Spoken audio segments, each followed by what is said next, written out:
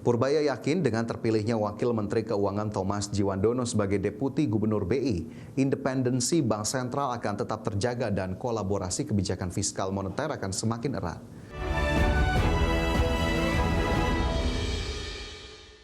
Ya, pemirsa, terpilihnya Thomas Djiwandono sebagai Deputi Gubernur Bank Indonesia membuat Menteri Keuangan Purbaya Yudi Sadewo optimis kebijakan-kebijakan Bank Indonesia akan semakin memberikan warna baru bagi kebijakan moneter.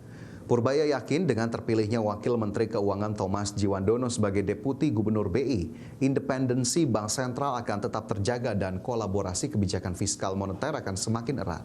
Menteri Keuangan berharap hadirnya Thomas Djiwandono dalam jajaran gubernur akan memperkuat peran Bank Indonesia ke depan.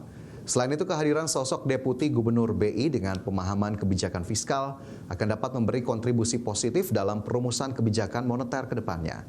Di sisi lain, Purbaya memastikan nantinya setelah Thomas resmi menjabat sebagai Deputi Gubernur BI, sepenuhnya berada dalam koridor kelembagaan Bank Sentral dan tidak berada di bawah kendali otoritas fiskal. Ya, saya sih ngarapin untuk saya yang terpilih, kemudian juga teman ya Pak.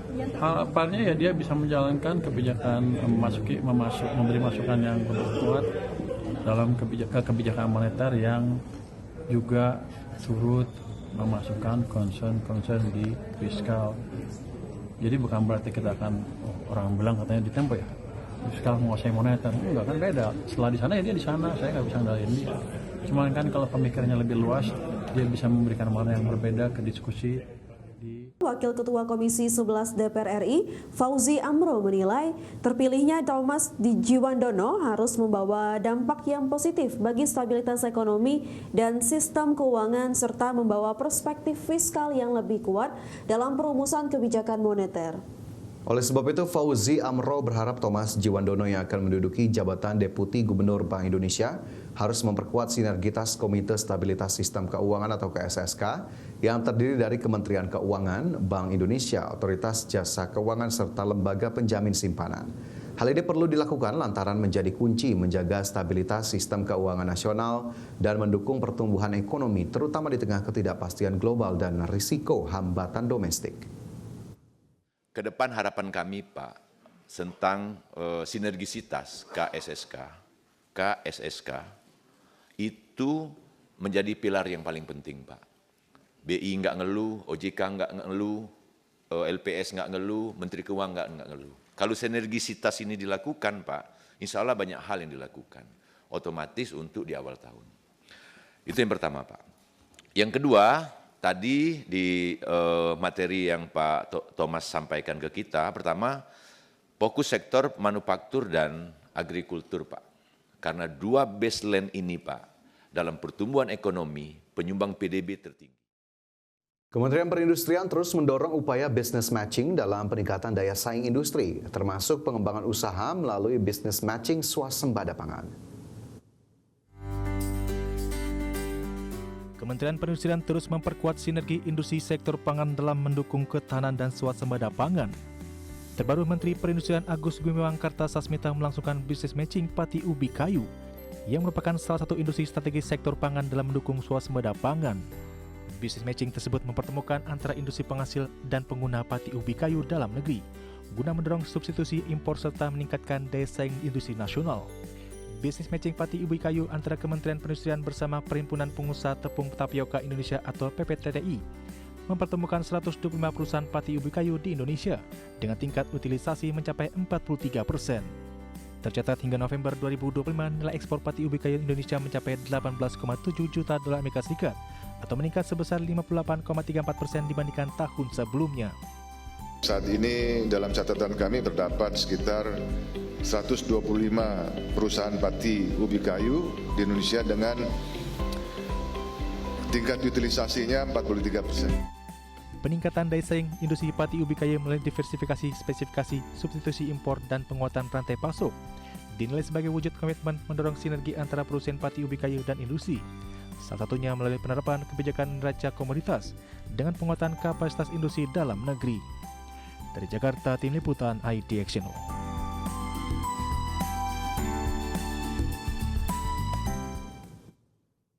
pemirsa, Menteri Pertanian Andi Amran Sulaiman menegaskan pemerintah tegas terhadap segala bentuk kejahatan pangan yang mengancam stabilitas nasional dan hak hidup rakyat menjelang Ramadan dan Idul Fitri 2026. Pemerintah memastikan kondisi pasokan pangan nasional dalam keadaan aman. Stok beras saat ini mencapai 3,3 juta ton dan diproyeksikan meningkat hingga 5-6 juta ton pada pertengahan 2026. Selain itu, sebanyak 1,5 juta ton beras SPHP disiapkan untuk operasi pasar dan pasar murah guna menjaga stabilitas harga, memastikan ketersediaan pangan, serta melindungi masyarakat, khususnya di bulan suci Ramadan dan Hari Raya Idul Fitri. Di sisi lain, Menteri Pertanian juga menegaskan bahwa selama bulan Ramadan hingga Idul Fitri, harga kebutuhan pangan harus sesuai dengan harga eceran tetap atau harga eceran tertinggi yang ditetapkan pemerintah. Selain itu, Satgas Pangan Polri dan Kementerian Pertanian akan menindak tegas para distributor dan pedagang yang seenaknya menetapkan harga pangan di atas HET pemerintah. Kita menjaga HET, harga eceran tertinggi pangan, sekarang sampai bulan Ramadan sampai selesai. Dan HPP juga kita jaga. Kenapa? Alhamdulillah stok kita pangan strategis, beras stok kita hari ini 3,3 juta ton. Ini tertinggi stok akhir tahun Januari sepanjang sejarah. Minyak goreng juga. Perserikatan Bangsa-Bangsa menyatakan prihatin atas meningkatnya ketegangan di Timur Tengah yang dipicu gelombang aksi unjuk rasa di Iran. Amerika Serikat bahkan dikabarkan akan mengerahkan kapal induk ke Timur Tengah untuk mengendalikan situasi. Perserikatan Bangsa-Bangsa menyatakan keprihatinan atas adanya laporan bahwa Amerika Serikat berencana mengerahkan kapal induk ke Timur Tengah serta memperluas kehadiran militernya di kawasan tersebut. Juru bicara Sekretaris Jenderal PBB Stephane Dujarric mengatakan meningkatnya ketegangan militer di Timur Tengah menjadi perhatian serius PBB. Dujarric juga menanggapi laporan dugaan penggunaan kekerasan oleh aparat keamanan Iran terhadap para pengunjuk rasa di negara itu. Ia menyebut PBB menerima berbagai laporan tentang tingginya jumlah korban jiwa dalam gelombang aksi unjuk rasa di Iran. Menurut Dujarric, meskipun angka korban tewas dalam gelombang unjuk rasa di Iran masih bervariasi, namun situasi di lapangan tetap memprihatinkan. Selain itu, PBB menilai perkembangan terbaru di Timur Tengah berpotensi berdampak luas terhadap stabilitas kawasan. We obviously are seeing these reports of heightened military tensions, which are very concerning indeed. The situation in Iran, I think we've seen. Let me just say, we've seen various reports of an extremely high number of people killed by the security forces, of protesters being killed by the security forces. The numbers vary, but even without having an exact number, it's clear that the situation on the ground is just horrendous in terms of these killings. And at the same time, we are very concerned about increased military activities and rhetoric, which we think goes counter to the stability of the region. Situasi ini mendorong Presiden Amerika Serikat Donald Trump memperingatkan kemungkinan penanganan situasi oleh Amerika Serikat jika para masih jatuh korban dari pihak pengunjuk rasa. Berbagai sumber IDX Channel.